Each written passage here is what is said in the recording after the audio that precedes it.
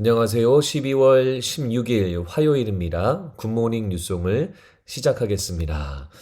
하나님의 성품 중에 하나가요, 공동체, 즉 신앙 공동체를 사랑하고 또 신앙 공동체를 아끼고 또 그들을 생각하시는 그런 하나님의 성품이 있습니다. 구약에 보면 이스라엘 백성들을 향해서 하나님이 그러셨죠. 출애굽기에 보면 그들의 부르짖음을 들으셨다라고 성경이 나와 있고요.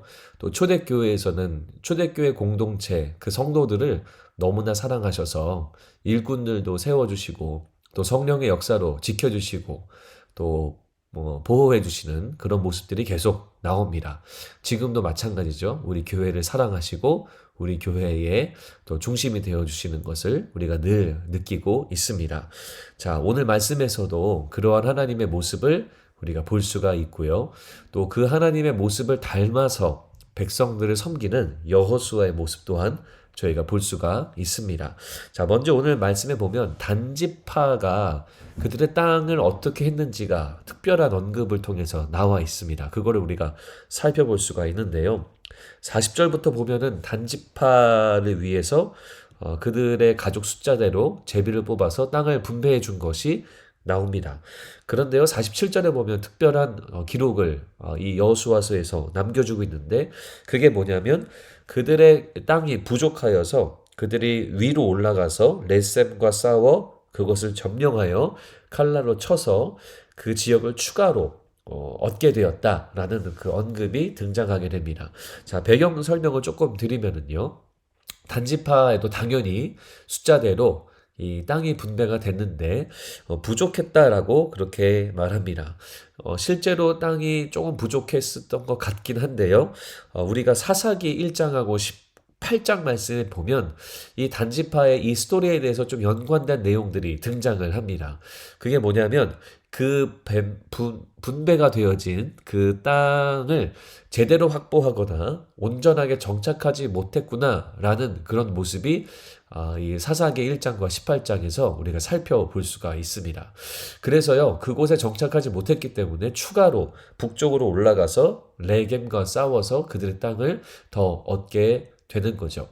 저희가 이것만 보면 이들이 참 용기가 있는 사람들이구나 라고 생각할 수가 있지만 사실 성경의 내용을 찬찬히 보면은 그들이 분배되어진 그 땅에 대해서 그들이 믿음으로 취하지 못하고 또 그곳에서 하나님 주신 그 땅 안에서 정착하지 못한 그들의 믿음의 연약함을 저희가 살펴볼 수가 있습니다. 그것을 고발하는 내용이 바로 오늘 본문의 내용입니다. 자, 50절에 보면은요, 모든 지파들이 다 분배가 되어지고, 그리고 나서 마지막으로 땅을 분배받는 사람이 바로 여호수아 리더입니다. 여호수아는요, 그가 요구한 성읍이라고 하는 딥낫세라의 이 성읍을 받아서 거기에 정착했다라고 그렇게 말합니다. 자료를 좀 찾아보니까요. 그 지역은요, 비옥한 땅이 아니래요. 그리고 척박한 그런 땅이다라고 말합니다. 하지만 여호수아는 12지파가 분배되는 것을 다 기다렸다가 그 다음에 자기의 성읍을 요구하고 또 그 자기가 거할 그 거처를 마련하는 것을 볼 수가 있습니다.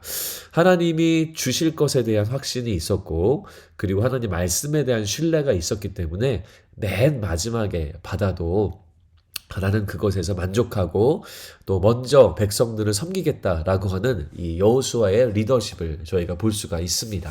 자, 이 여호수아의 리더십은 단순히 그가 착했거나 아니면 어디 가서 리더십 공부를 좀 했거나 그래서 알았던 것이 아니라 이 땅이 분배되어지는 과정을 통해서 하나님으로부터 배운 거죠.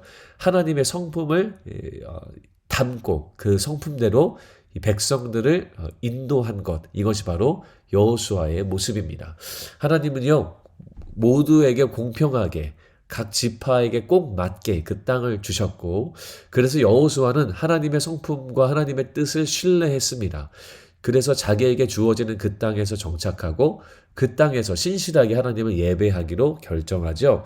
그렇게 살아갑니다. 그래서 공동체를 생각하고 하나님의 말씀을 붙들고 이 이스라엘 백성 전체를 섬겼던 사람이 바로 여호수아였습니다. 단지파의 행동하고는 어떤 차이가 있을까요? 단지파는 자기에게 주어진 하나님의 땅에 대해서 온전하게 매니지하지 못하고 또 그 안에서 더 땅이 필요하다라고 해가지고 북쪽으로 올라가서 전쟁을 치르게 됩니다. 신앙의 태도에 있어서 분명한 대비를 이루게 되는 거죠. 환경에 어려움이 있잖아요. 그런데 끝까지 약속을 붙들지 못했고, 반면에 여호수아는 평생 하나님을 신뢰하면서 마지막까지 충성된 태도를 보입니다. 그리고 그의 리더십 때문에 이스라엘 백성들은 가나안 땅에 잘 정착하게 됩니다. 우리가 이 여호수아의 모습을 닮아야 될 줄로 믿습니다. 그리고 하나님의 마음 또한 우리가 품어야 될 줄로 믿습니다. 원포인트 말씀은 이겁니다. 신앙 공동체를 먼저 생각하고 하나님의 약속을 신뢰하라.